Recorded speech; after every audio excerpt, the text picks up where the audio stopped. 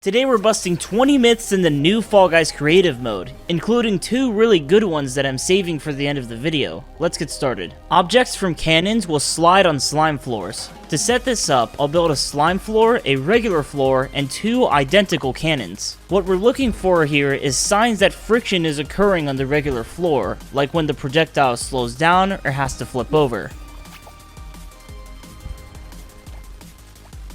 Confirmed. It doesn't show the same visual effect as when Fall Guys walk on it, but we can clearly see that projectiles glide easily over the slime floor, while they're usually slowed down by the regular floor. Jumping is faster than running on backwards conveyor belts. We'll test this at each of the 3 possible speeds, and compare the amount of time it takes to reach the end.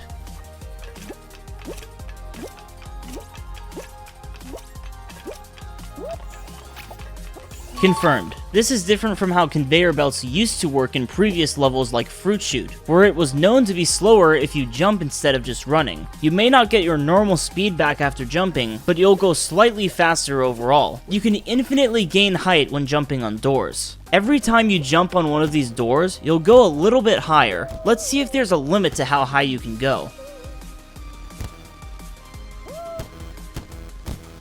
Busted. It turns out that if you jump on it enough times or have a certain amount of momentum, you'll be reset. It's pretty neat for the developers to think of this and patch out what could have been an infinite height glitch. A flat blizzard fan can blow higher than a boom blaster can blast. Both of these obstacles can push you up without directly touching you. Let's set them both to their maximum strength and ranges and see which one comes out on top.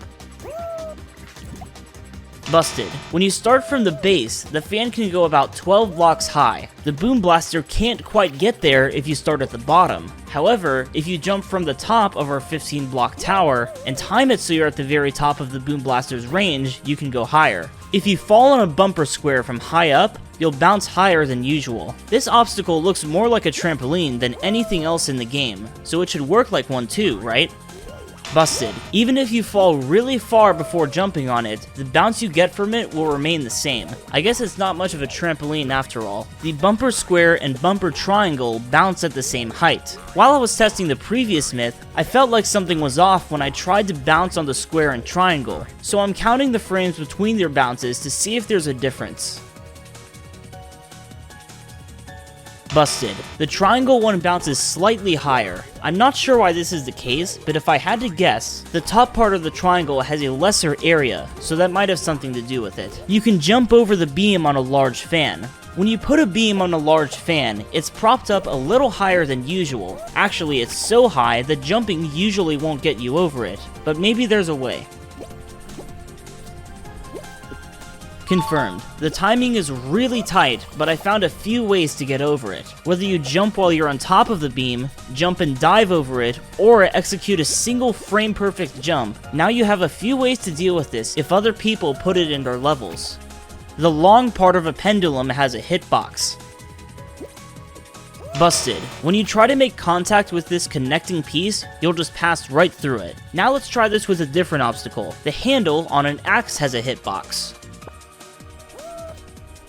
Confirmed. I found it interesting that you could do this for an axe and not a pendulum, since they both need to connect to something and swing around it. You can grab a checkpoint without touching it directly. Before creative mode, Fall Guys used to have these massive invisible checkpoints that you couldn't miss. But now that checkpoints are confined to a solid object, things could be different. Confirmed. It's close, but if you pass right above a checkpoint without landing on it, you can pick it up. Don't go too far above it though, otherwise you can completely miss it. You can grab a checkpoint by touching its side. Each checkpoint has a side piece with a little cube on it, so let's see if that also counts as hitting the checkpoint. Busted. If for some reason you do end up on the side, you can jump to the little cube to clear that wall and activate the checkpoint. You can flip a seesaw all the way around with enough cannons. I had fond memories of when too many Fall Guys would step on one side of a seesaw and tip it over. I'm thinking if we put enough force on one side, maybe we can flip it upside down. Busted. The seesaw seems to reset its position whenever it's hit by one of the cannonballs. There's probably a hard limit as to how much the seesaw can tip over anyways. You can stand on a cannon while it shoots. Confirmed. The cannon looks like it expands when it fires a shot. However, this seems to only be a visual thing, as I can stand completely still on top of it. You can stack the wind from fans. Essentially, I want to see if we could put a fan on top of another one and get blown up quicker than usual. Confirmed. You can see a clear difference when you double the wind pressure. It might have even carried me twice as high, but I'm not sure. It looks like the back of a fan won't block wind from other fans. A fan can turn a turnstile. I'll lower the stiffness and increase the surface area to catch as much wind as possible.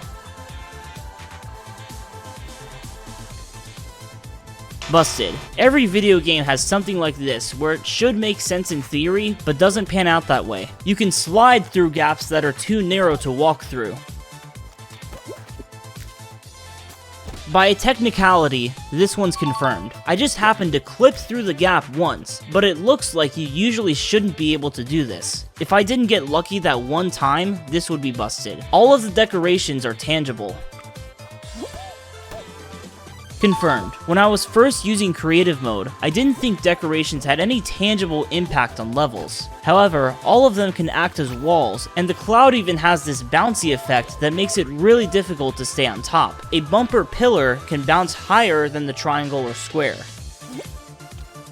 Confirmed. Apparently, you can customize the power of the bumper pillars. So when you crank that up, an object that's designed to push sideways does a better job of going vertical. So here's what you've been waiting for. I arranged two myths where I'm trying to get from one platform to another platform at the same altitude. You can cross the top of a rotating wall. First, we'll set the rotating wall to slow speed. If I try to run across it, I'll probably fall off right away. So what needs to happen here is 3 well-timed jumps at the perfect angle. If you go from right to left to account for the clockwise spin, you can make it. So this one's confirmed, but I also want to try it on fast speed. This makes it much more difficult to keep track of the wall, but I can take advantage of the new speed. One well-placed jump can launch me all the way to the other side. You can cross over the top of a pendulum. There's a few problems here. If the pendulum has the slightest bit of momentum when I jump on it, I'll get blasted away. Also, the top of the pendulum tilts while it's moving, so we need to adjust our momentum when it's at the lowest point. We can't place a platform near the pendulum's path, so it takes some adjusting to get it to a good spot. After about 10 minutes of trying, I honestly felt like giving up and calling it busted. But since I had some really close attempts, I decided to persevere until I found the answer. This myth is confirmed. Walking backwards then forwards at the right moment was the key. Thanks for watching, subscribe if you want more myth busting content, and I'll see you guys next time.